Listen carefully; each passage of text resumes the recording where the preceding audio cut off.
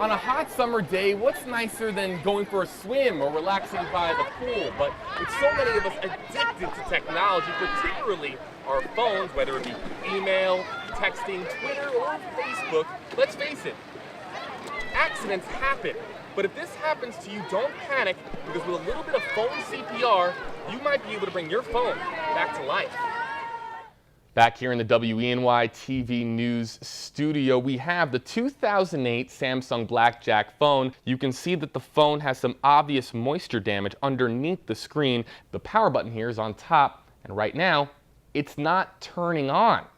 Now, if this happens to you, we're going to show you right now some steps that you can take that might be able to save your phone. But the first step is very, very important. When you lose this phone underwater, the first thing you want to do is recover it and then smother it in a towel. That'll get a lot of the water that got on the device. It'll help get it off.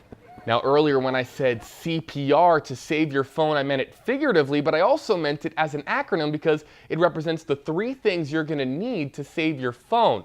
The first is a container. Any typical Tupperware container will do. Second, a roll of paper towel. And then third, a bag of dry rice.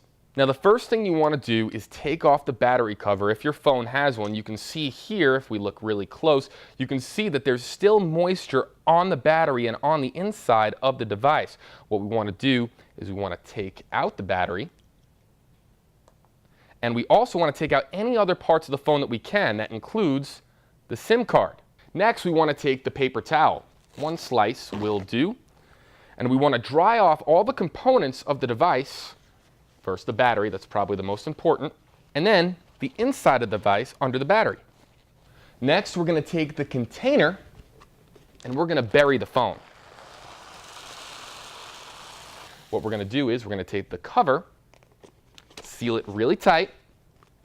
We're going to take this away and come back in 24 hours because it's going to take about a day for the rice to really absorb all the moisture inside the phone.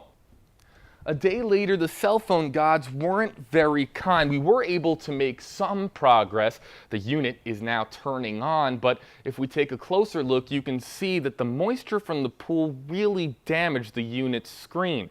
It goes to show that the CPR technique comes down to a lot of factors, like the phone model, but also a little bit of luck. Now, if you lose your phone to water and it's not powering on, what do you have to lose? Try the CPR technique, and it might be able to bring your phone back to life.